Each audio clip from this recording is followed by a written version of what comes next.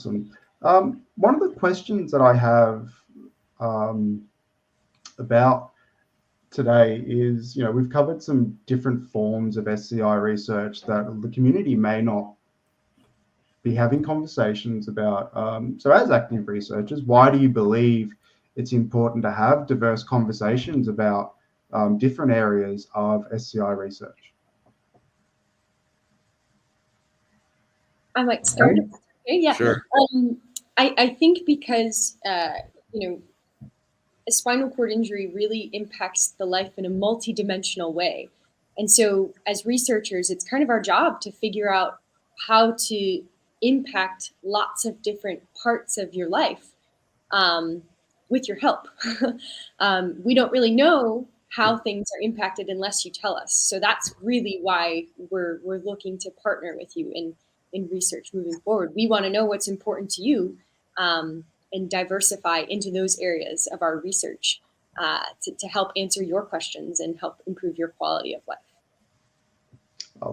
Look, I think I agree, Annie, with the very first point you raised, that experiencing a spinal cord injury can have an impact in diverse areas of a person's life and their family's life and community, et cetera.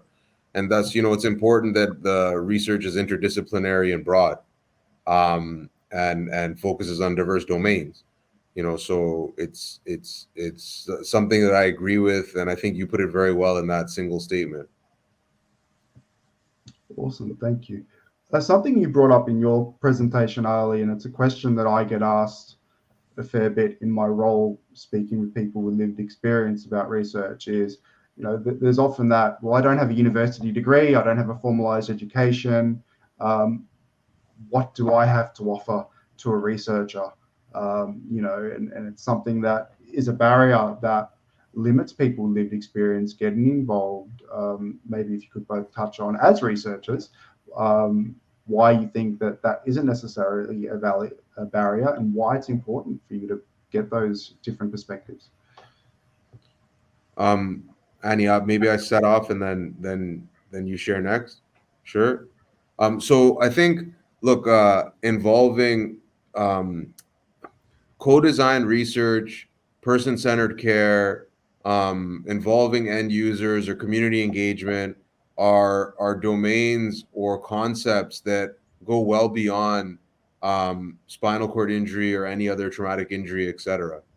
These are principles of research that are becoming more and more emphasized, and in fact, in every major application for funding and even recent publications that I've submitted for a review, a consumer engagement statement has to be made. So I think it's important and it's worthwhile, and it should allow everyone to feel as though beyond spinal cord injury, it's expected that consumers and end users or citizens are involved in the research process. And it doesn't necessarily mean you have to have a research degree. This is something that's required to ensure that our research has translation potential. So, I understand that it could be somewhat confronting if you're working with people in this domain and you're not familiar with all the terminology and design, et cetera. But the opinion of someone with lived experience is just as valid or important as those who have the methodological expertise in our researchers. I completely agree. My job as a researcher in being involved in spinal cord injury research, I want to know that what I'm doing matters to people with a spinal cord injury. If I'm doing something or researching into something that's not important to you, then I probably should change what I'm doing, because if it's not important, it doesn't need to really be done, most likely.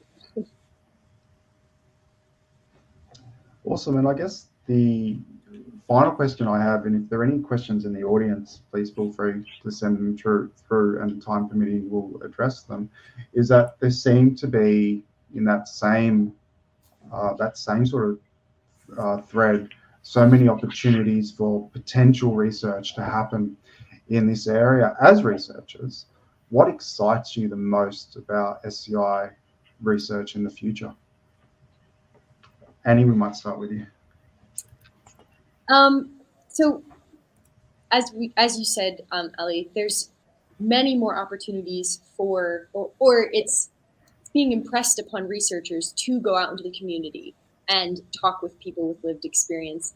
That's really starting to be kind of at the forefront of projects, research projects, papers, grant opportunities. And I think that's really important because, like I said, it's just going to improve research. Knowing that it's clinically important or important to somebody with spinal cord injury, it really will make the translation from research into the community so much better if people are already invested. Um, so I think I'm really excited about that. I'm also really excited. One of my kind of pet goals is to get more physios and kind of allied health professionals involved in research, kind of in a similar way, because if we're doing research that's supposed to improve clinical practice in the physio or occupational therapy setting, but we're not involving those people in our research, it might not translate. So just in the same way that we want consumers to be involved in research, we also want those individuals who will end up doing the interventions or end up using the assessment tools that we create to be involved in research. Ali. Look, I agree. I think I'm enthused with the opportunity to work with people with lived experience, and that research, the sector or the area of work as a whole, is acknowledging that more day by day. And I think from people I work with, it's well acknowledged to involve consumers. And I like the direction of citizen science. So where people, the public, are generating and gathering data on their own right and contributing to data sets, et cetera. I think that makes information a lot more representative, and there's great potential in that domain. So these are the areas that excite me about research moving forward. Awesome. Thank you so much. I'd like to thank you both for being here live, both Ali and Annie.